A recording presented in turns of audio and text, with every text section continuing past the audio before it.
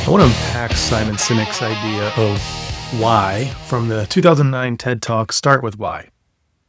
It was all about a brand's reason for being, its ding in the universe. And underneath it all, the mechanic that made it stick: people don't buy what you do, they buy why you do it. It was so powerful that it was shared millions of times and discussed millions more. It became the battle cry for marketers and branders everywhere. The problem with Sinek's why was never his theory. He didn't even advocate for what came next. Marketers and branding pros created a monster. The same way they did with archetypes, which is not a coincidence, and we'll get there in a few minutes. In their hands, purpose went from being the answer to a question, why does this business exist, to an ethereal mess of grandiosity tied to some greater good. Essentially, every business suddenly needed a philanthropic underbelly, propping it up, no matter how weak the connection or how obtuse it seemed. Clothing companies became climate change activist brands. Coffee shops existed to end racism. Even the TSA shifted its focus from safety to one on connection. It was frustrating to watch, and downstream, when actual leaders sat down to write their own, they didn't write a purpose. They wrote a wish, a description of the founder they'd like to be, printed on a poster that nobody reads with zero effect on the day-to-day. And for a while, I let some of that grandiosity slide into my own work. Sorry about that. Here's where I've landed, though, after 20 plus years of doing this work. Purpose is the structural definition of the role your brand plays in the patron's life. It's the problem you solve and keep solving until people would notice the gap if you disappeared. It's allowed to be simple. In fact, simple often beats loftiness. Almost every time, actually. Here's an example. Southwest Airlines ran its brand for decades on be the cheapest airline in the sky. That's it. No universe dinging, and every decision from one aircraft type, no assigned seats, 10-minute turnarounds, ladders up to that sentence, that idea, that purpose. And that is essentially the root of it. That's purpose. A poster with words on it is not. So today, I'm going to show you where the purpose actually comes from and how to use archetypes to define it. And to do that, I'm going to have to take away something first. So I'm going to confiscate the names of the archetypes on purpose. If you've watched this series or studied brand archetypes at all, you know the cast of characters. The warrior, the wise one, the one with the leather jacket, 12 characters, and a nice, neat wheel diagram. Everybody picks their favorite in a workshop and goes home feeling super strategic.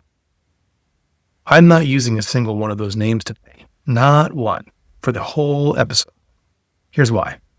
The names come preloaded with essentially aesthetic costumes or go-tos. You hear the labels and your brain casts an actor before the psychology ever gets a vote. Here's what that costs you.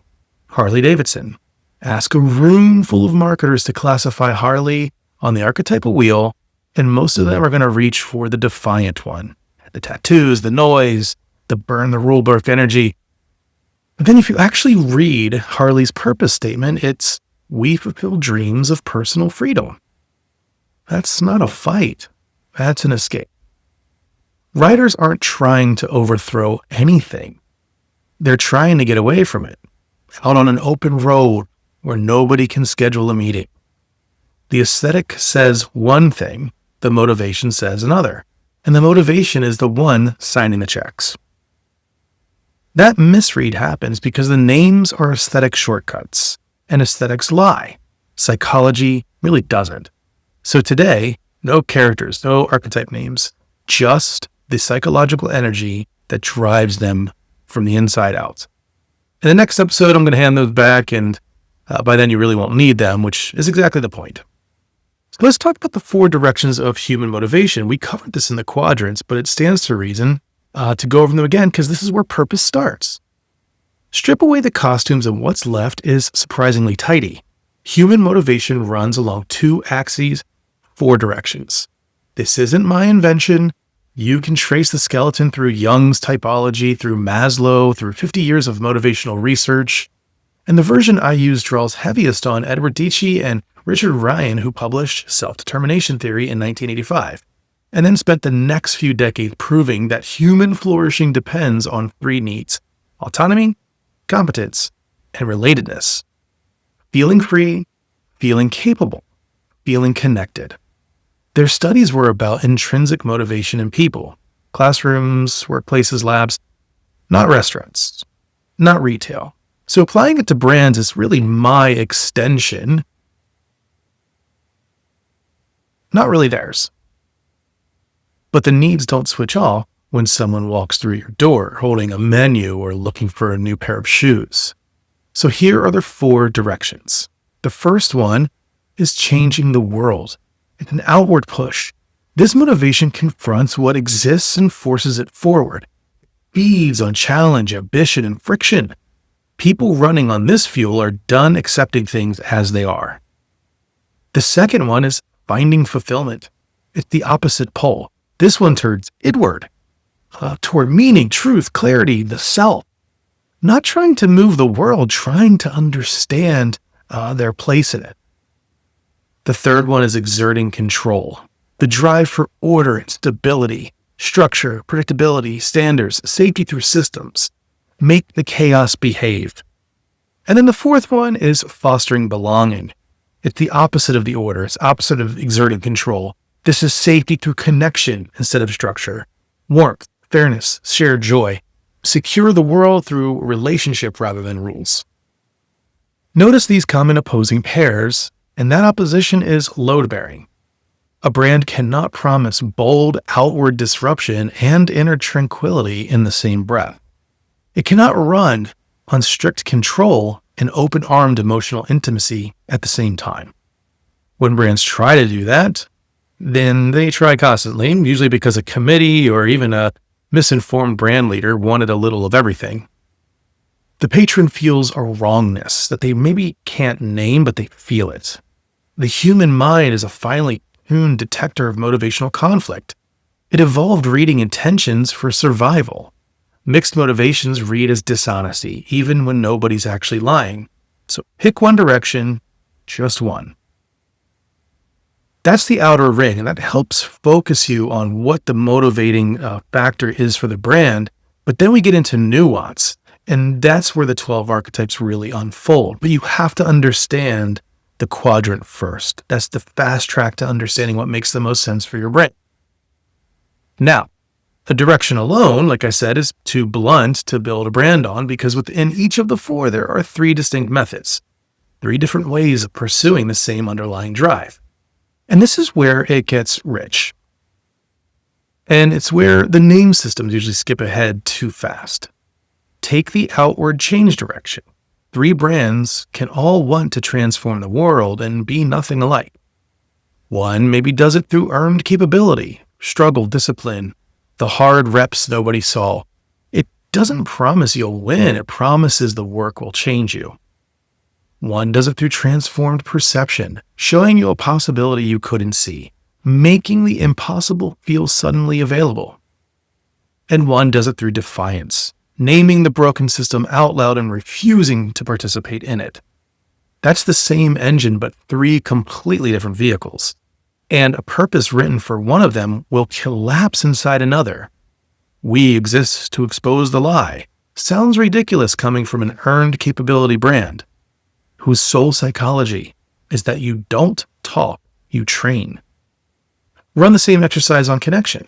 One method builds intimacy and beauty, one builds fairness and flattens the hierarchy so everybody gets a seat. One builds joy as social glue. Laughter is the thing that dissolves the distance between strangers. On order, one method rules through authority and refinement, one through craft and vision, innovation, and one through protection. The instinct to take care of people who can't fully take care of themselves in that moment, which, if you think about it, is half of hospitality. I'll leave the inward meeting trio for you to reason out yourself before the next episode. Here's a hint. One seeks truth, one seeks horizon, one seeks the simple and pure. That's 3 very different coffee shops. Here's the point. Direction first, method second.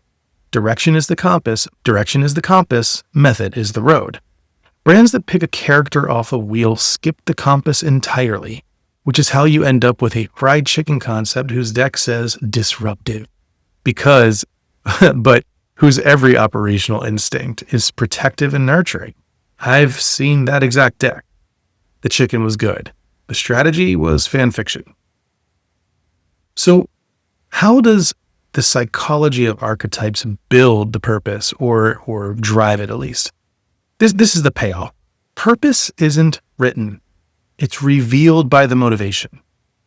Two mechanisms can make this true, and both are backed by research. I've actually read, not just footnoted. First, coherence builds trust and incoherence detonates it. Albert Bandura's work on self-efficacy, the 1977 paper expanded across the 90s, showed that belief is built through demonstrated consistency between intention and action. His subjects were individuals learning to trust their own capability. I am extending the mechanism from persons to brands, and I'll definitely own that leap. But watch it play out. When a brand states a purpose, its motivational direction can't deliver, a protective, nurturing operation claiming it exists to redefine the industry, I don't know. The patron experiences that gap. Not consciously, but as low-grade static. E. Torrey Higgins gave that static a name in 1987, self-discrepancy, the distance between the actual self and the claimed ideal. His uncomfortable finding was that observers don't read the gap as ambition. They read it as dishonesty. Your aspirational purpose statement isn't inspiring anybody, quietly telling them that you're not who you say you are. The second is motivation is a lie detector for purpose. When you know your true direction and method, you can test any purpose statement against it in about 4 seconds. Does cheapest airline in the sky survive the test? Yes, because underneath it sits fairness psychology. Making the skies accessible to people who are priced out is a belonging move wearing a spreadsheet.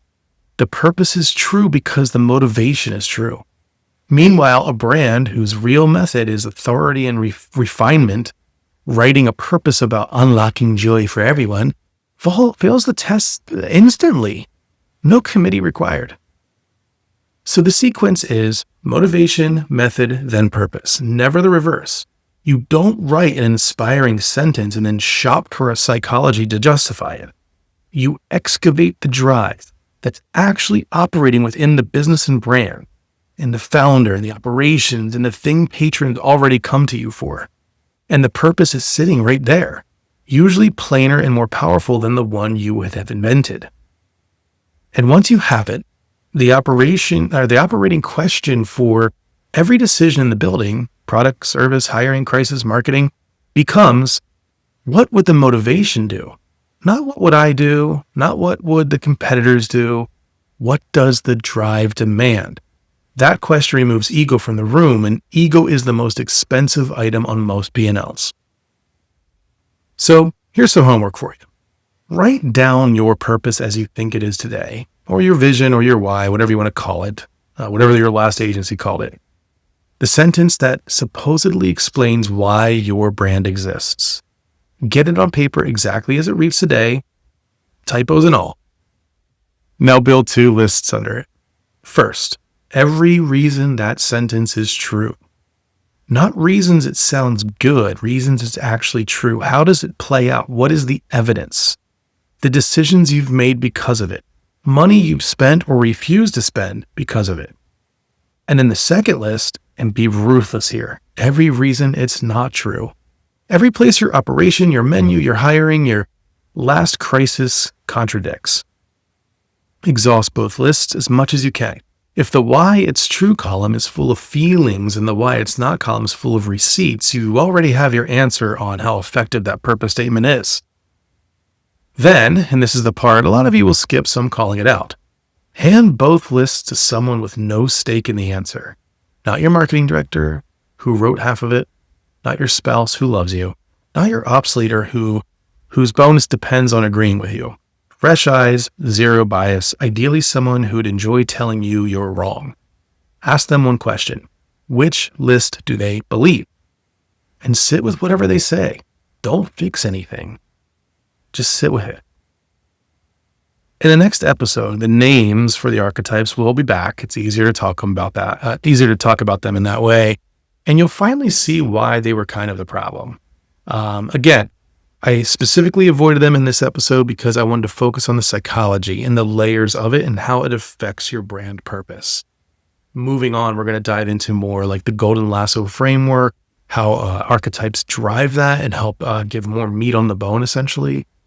So do tune in, do subscribe. It's free for now. And do pick up the book Mass Behaving as well as my toolkit. I think you're going to get a lot of value out of it. Until next time, keep charting.